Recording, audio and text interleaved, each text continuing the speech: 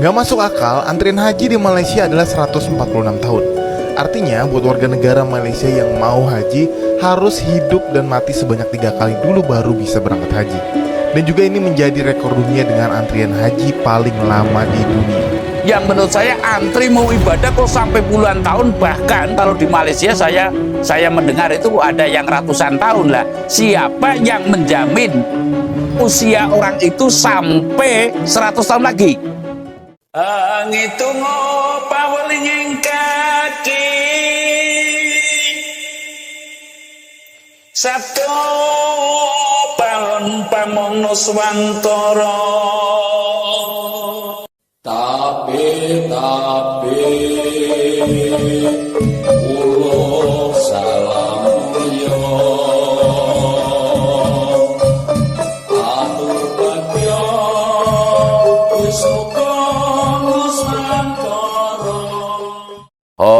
wilayah jati nuhune acat-acat luluk Nusantara tapi uluk salam mulia. Dalam sebuah kehidupan itu tentunya banyak ya yang belum paham apa sih itu hidup, lalu untuk apa itu hidup, dan secara umum yang diketahui oleh orang banyak saat ini adalah hidup itu untuk beribadat. Lah, apakah manusia itu hanya melakukan ibadat saja itu cukup? Artinya tidak lapar, lalu tidak ngantuk, begitu loh. Nah, kita kan harus menghayat sampai sejauh itu, sampai sedalam itu. Mengapa demikian? Saya yakin yang namanya molak-malik ngati itu atau berbolak-baliknya pikiran itu mesti pernah timbul dan tenggelam. Dan lalu karena acuan-acuan yang tertentu, dengan kata lain itu kalau saya sering ngomong itu iming-iming, lalu amang-amang, ya, lalu omong-omong ini bisa berubah molak-malik yang hati dan molak-malik yang pikiran. Nah, dalam benak hati saya itu, dalam benak hati kan boleh saya mempertanyakan apakah yang namanya beribadat itu harus menunggu.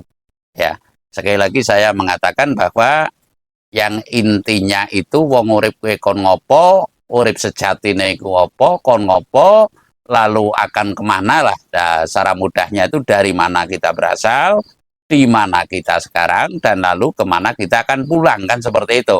Itu secara garis besar. Kalau Dalang dulu mengatakan itu adalah zaman Tirtoyuga, zaman Dwapara, miwah zaman Sengoro. Lah ini yang perlu kita pahamkan kepada diri saya sendiri khususnya dan bagi orang yang mau memahami. Intinya kan kita selain kita beribadat itu kan capek. Kalau nggak percaya ya silakan saja beribadat, berzikir umpamanya 1 jam saja itu ya kepikirannya jangan-jangan di luar ada siapa ya umpamanya seperti itu. Lalu pengennya ya bergeser dari tempat itu karena memang melakukan ibadat itu hal yang berat. Makanya adalah membohongi diri kita itu sendiri atau mengelabui diri kita itu sendiri manakala kita hidup semata-mata untuk ibadat. Lah kalau jawaban saya, wong urip kuwi kon warna-warna dasare dharma. Artinya orang hidup itu untuk macam-macam tapi tetap berdasarkan kepada dharma atau kebaktian lah kalau istilah agama Kristen. Dharma ning wajib kang sejati, dharma ning wajib kan sayakti. Lalu untuk apa? Kelanjutannya, dharma itu harus sesuai dengan layang kalimat sada, yaitu garis titis tulis pepesti ning urip yang telah terkodratkan, kalau dalam bahasa kami itu telah tertera dalam buku Kukuban Perahu. Kalau mungkin yang lain ada yang mengatakan telah tertulis di Loh Mahfud, yang lain lagi ada yang mengatakan telah tertulis di Kitab Soro, monggo saja. Yang jelas kalau keyakinan kami, kita itu sudah ada pada buku Kukuban Perahu catatannya. Untuk apa layang kalimat sada itu yang ditulis apa saja, yaitu diantaranya jodoh, pati, dan rezeki. Jodoh ya kalau laki-laki jodohnya perempuan gitu loh. Kalau perempuan ya jodohnya laki-laki, suami atau istri, terus pati, terus rezeki, lalu beja, lalu cilaka. Lah, ini menurut saya yang pokok adalah kita ngepasi dengan dharma yang wajib. Kita kinodrat jadi petani, apa jadi guru, apa jadi bakul, ibaratnya itu tentunya kita harus ngoseki lah. Saya mempertanyakan pada diri saya sendiri, boleh dong saya menanyakan pada diri saya, mengapa berniat beribadat itu kan sangat mulia. Sangat-sangat mulia. Umpamanya niat beribadat haji. Loh kok harus menunggu sekian ratus tahun kalau Malaysia, kalau nggak keliru ya. Lalu kalau Indonesia harus puluhan tahun lah. Ini menurut kami, sebab zaman dulu dan zaman sekarang mungkin berbeda lah.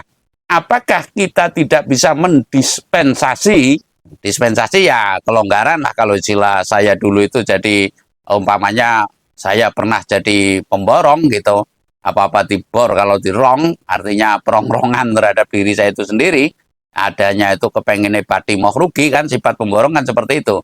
Nah ketika saya dulu melakoni ibaratnya kendaraan truk saya mau masuk ke kota, itu saya harus minta dispensasi dulu ke PU. Dulu saya mintanya dispensasi ke PU, umpamanya seperti itulah.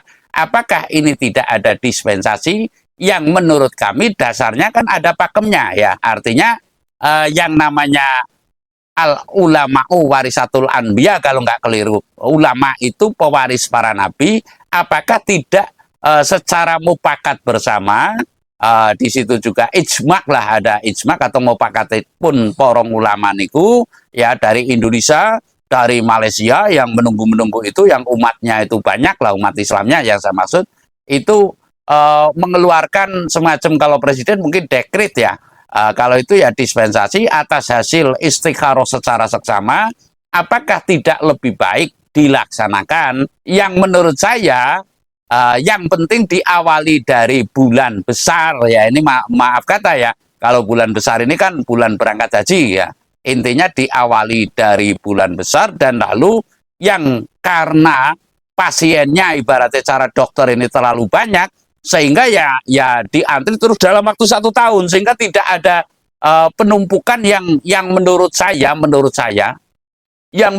antri mau ibadah kok sampai puluhan tahun. Bahkan kalau di Malaysia saya mendengar itu ada yang ratusan tahun lah. Siapa yang menjamin usia orang itu sampai 100 tahun lagi? Nah, siapa yang menjamin? Umpamanya kalau kata guru saya itu, utang gue jane ora kena. Hutang itu sebenarnya nggak boleh, umpamanya utang ke bank. Karena apa? Siapa yang menjamin umurmu sampai 3 tahun lagi, kan seperti itu lah. Apalagi ini niat beribadat lah, niat beribadat itu terhalang karena aturan mungkin dari negara sana dan negara sini, dan mohon maaf yang demikian itu kan bisa menimbulkan fitnah. Umpamanya dana haji ada sebagian yang katanya dikorupsi umpamanya. Lah ini menimbulkan fitnah secara seksama lah. Yang saya maksud, apakah tidak ada solusi mengenai penumpukan ibadah haji ini yang untuk saat ini di Indonesia saja itu sampai puluhan tahun, sampai berpuluh-puluh tahun, artinya lebih dari 10 tahun yang reguler gitu loh. Lah apakah ini tidak dilakukan, tidak lebih baik melakukan secara seksama ya, menumbuhkan ijma baru lah, mupakatipun para ulama di berbagai negara yang masuk dalam ranah itu, dan lalu dilaksanakan pada awalnya pada bulan besar, lalu dilaksanakan dalam tahun itu, umpamanya setahun apa 2 tahun. Nah, artinya di sini adalah mencegah harapan ya, harapan pengen ibadah tapi kenapa harus menunggu lah, ibadah kok harus menunggu lah. Ini yang pertanyaan besar buat kita, dan mungkin saya itu boleh dong saya itu mengusulkan yang demikian. Menurut saya karena wong ibadah kok kudu nunggu, padahal sudah siap finansialnya atau keuangannya dan kesehatannya, dan lalu siapa yang menjamin orang itu akan berumur 10 tahun lagi? Kan nggak ada lah. Lebih baik dituntaskan sekalian. Mungkin ini lebih baik dalam kurun waktu setahun atau 2 tahun ya biar negara Arab artinya di situ kaya sekalian lah. Kaya artinya kan pemasukannya 1 tahun ini kan secara terus menerus. Jadi 1 tahun apa 2 tahun sampai dengan selesai, menurut hemat saya lah. Ini saya boleh berpendapat mengingat menimbang bahwasanya ada beberapa saudara saya juga yang daftar haji itu sampai sekarang sudah sepuh dan belum berangkat, begitulah. Lah ini yang perlu pemikiran tertentu mungkin bagi para kepala negara, terutama para ulama dan umaroh, semestinya mengadakan rapat secara seksama. Apakah tidak lebih baik yang demikian? Sebab dalam hal ini kita melaksanakan mungkin dosa, namun tidak melaksanakan juga mungkin dosa. Artinya buah si malakama. Dan atau bagi yang belum berniat haji, sebab saya pernah mendengarkan sebuah pengajian ya, yang baru berniat haji ya, karena mungkin tetangganya banyak yang kekurangan, mungkin ya biaya hidup lah. Biaya hidup kan macam-macam, hidup kan tidak cuma makan saja, mungkin biaya sekolah, mungkin yang lain-lain, mungkin lagi ada orang sakit dan sebagainya. Apakah tidak lebih baik kita menselorohkan, karena menunggu lebih banyak ya jangan daftar dulu lah. Ya saya boleh berpendapat lah, intinya seperti itu. Kalau menurut saya daripada berniat haji nunggu puluhan tahun, lebih baik diberikan. Dan ini jangan dianggap tidak berdasar. Sebab saya dulu pernah ngaji lah, cara saya mendengarkan pengajian yang bahwasanya ada orang mau berangkat haji. Wah, beberapa orang ini mau berangkat haji lah. Lah sementara ada yang melihat salah satunya itu sedang menggali bangkai, entah bangkai apa. Katanya ada yang mengatakan bangkai uta, ada yang mengatakan bangkai keledai, ya pokoknya menggali bangkai lah. Yang satu ini melihat orang kelaparan, menggali bangkai itu dan lalu dimakan, maka tidak, si fulan ini tidak jadi berangkat haji lah. Wis ngana mangat dewek kowe. Aku daripada mangat haji lebih baik yang mau berangkat haji biayanya tak kasihkan kepada orang yang sedang menggali bangkai untuk dimakan lah. Katanya itu yang menjadi haji mabrur malah yang tidak berangkat ke Mekah, ke Ka'bah, intinya malah orang yang memberikan biayanya untuk makan orang yang sedang menggali bangkai. Nah ini kan sebuah hal yang patut kita sebuah hikmah pelajaran tertentu atas cerita ini. Apakah kita tidak lebih baik ya syarat rukun haji itu, kalau guru saya mengatakan itu kalau 40 rumah ke sana, 40 rumah ke depan, ke belakang, ke samping, kanan, kiri, kalau perlu itu di atas dan di bawah. Umpamanya ada yang ngontrak sekarang ya kan umpamanya kan ada juga itu. Ya, umpamanya rumah di atas kan ada, apartemen itu kan rumah di atas lah, atau tetangganya yang punya tingkat, atau mungkin kayak suku Korowali itu kan rumahnya di atas, itu kan saya artinya nggak berlebihan. Kaum yang ke depan, ke belakang, ke kanan, ke kiri itu sudah tercukupi semua, tidak ada yang hutang untuk makan lah, barulah berangkat haji lah. Ini saya bukan mengatur ya, namun saya boleh berpendapat dan saya boleh mengungkapkan pendapat. Kalaupun iya atau tidak itu ya monggo saja, hanya saya berpendapat mungkin ada solusi yang demikian daripada menghalang-halangi. Kalau pasalnya wong arep ibadah kok kudu nunggu, yang karena aturan, dan aturan itu ya manusia yang membuat. Kalaupun syariat tempo dulu mungkin belum sebanyak ini yang mau berangkat haji gitu loh. Jadi seyogianya kita pertimbangkan yang demikian, dan lalu mungkin ada patutnya ya para ulama dan para umarok yang terlibat, negaranya ada yang mau berangkat haji, mungkin bisa mupakatan secara seksama untuk bagaimana dituntaskan agar tidak terlalu lama menunggu. Saya rasa demikian. Terima kasih.